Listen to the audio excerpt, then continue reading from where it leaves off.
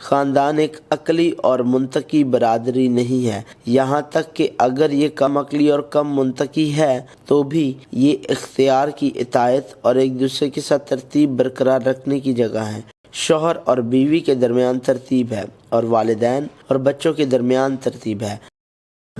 ابدی اور غیر متغیر کلام خدا، خدا کے ساتھ چلنا۔ بائبل جو وقت سے ماورا ہے، خدا کے ساتھ چلنا۔ حصہ 33، ملاقات، شادی اور خاندان۔ خاندان حصہ سوم۔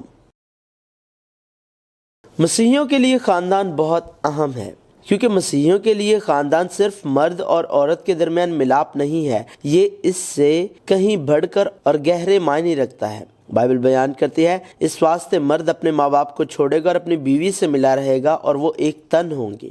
اس نے جواب میں کہا، کیا تم نے نہیں پڑھا کہ جس نے انہیں بنایا اس نے ابتدا ہی سے انہیں مرد اور عورت بنا کر کہا، اس سبب سے مرد باپ سے اور ماں سے جدا ہو کر اپنی بیوی کے ساتھ رہے گا اور وہ دونوں ایک جسم ہوں گے۔ بس وہ دونوں ہی بلکہ ایک جسم ہے، اس لیے جسے خدا نے جوڑا ہے اسے آدمی جدا نہ کرے۔ اسی طرح شوہروں کو لازم ہے کہ اپنی بیویوں سے اپنے بدن کی مانند محبت رکھیں۔ جو اپنی بیوی سے محبت رکھتا ہے وہ اپنے آپ سے محبت رکھتا ہے، کیونکہ کبھی کسی نے اپنے جسم سے دشمنی نہیں کی بلکہ اس کو پالتا اور پرورش کرتا ہے، جیسے کہ مسیح کلیسیا کو، اس لیے کہ ہم اس کے بدن کے عضو ہیں۔ اسی سبب سے آدمی باپ سے اور ماں سے جدا ہو کر اپنی بیوی کے ساتھ رہے گا اور وہ دونوں ایک جسم ہوں گے۔ یہ بھید تو بڑا ہے، لیکن میں مسیح اور کلیسیا کی بابت کہتا ہوں۔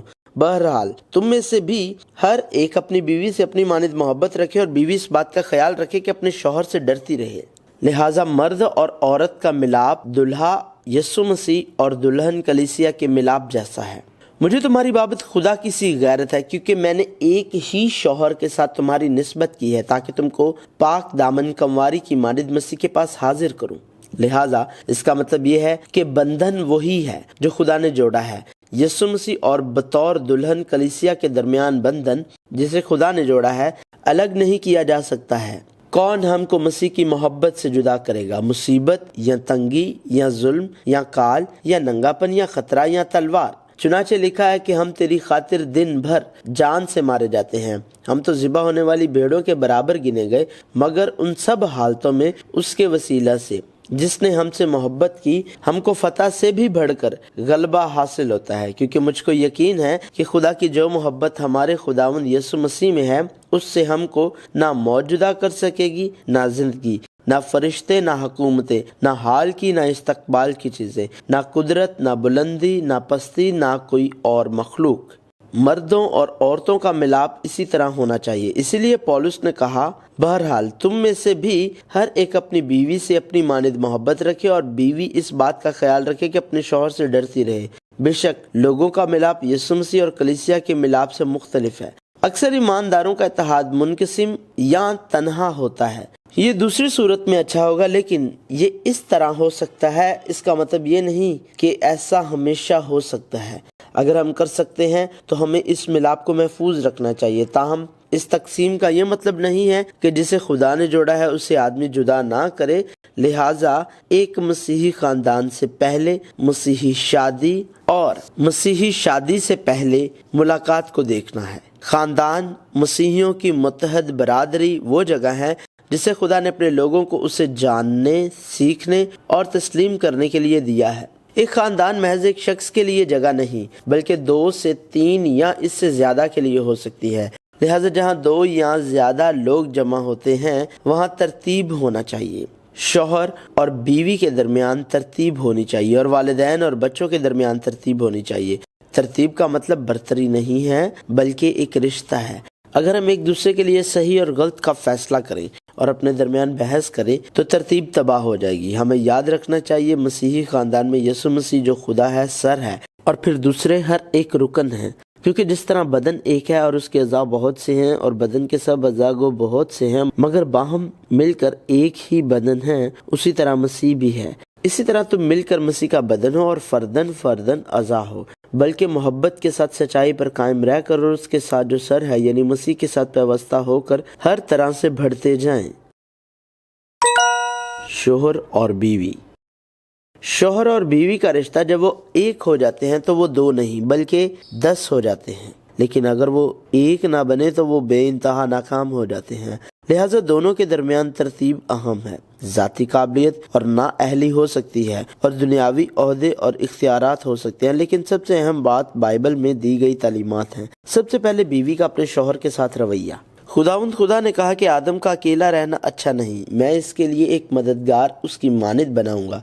फिर उसने औरत से कहा कि मैं तेरे दर्द हमल को बहुत बढ़ाऊंगा, तू दर्द के साथ बच्चे जनेगी, तेरी रग़बत अपने शौहर की तरफ होगी और वो तुझ पर हुकूमत करेगा।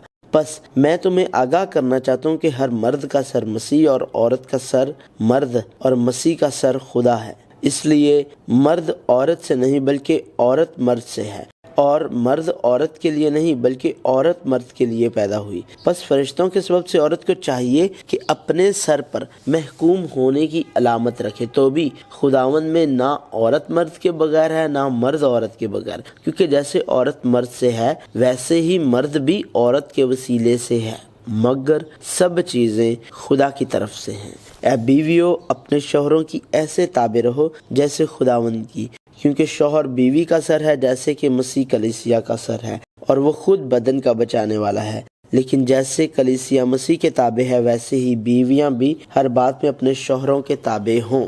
ऐ बीवियों, जैसा खुदावंद में मुनासिब है अपने अपने शौहरों के ताबे रहो। बहरहाल तुम में से भी हर एक अपनी बीवी से अपनी मानिद मोहब्बत रखे और बीवी इस बात का ख्याल रखे कि अपने शौहर से डरती रहे।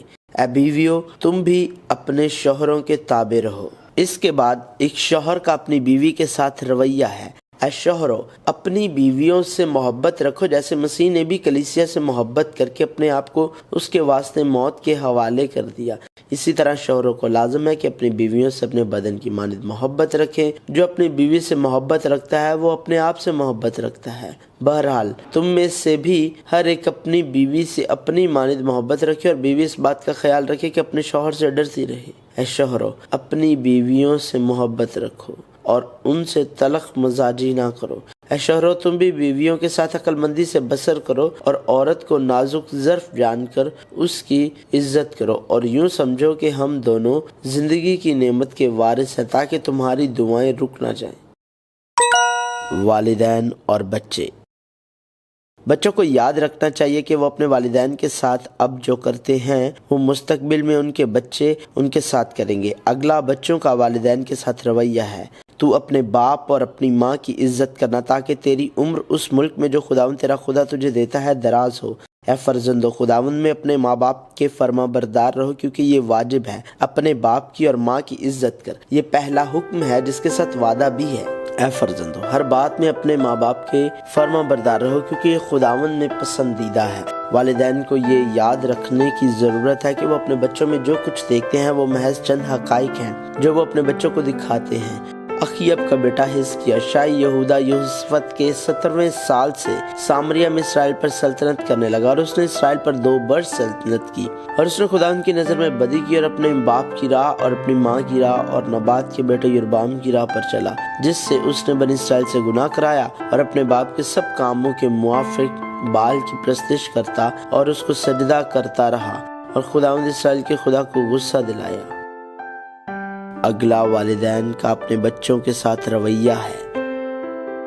ऐ औलाद वालों, अपने फर्जंदों को दिक ना करो ताकि वो बेदिल ना हो जाएं, और ऐ औलाद वालों, तुम अपने फर्जंदों को गुस्सा ना दिलाओ बल्कि खुदावंद की तरफ से तरबियत और नसीहत दे दे कर उनकी परवरिश करो। बाइबल जो वक्त से मुहावरा है, खुदा के साथ चलना जारी है।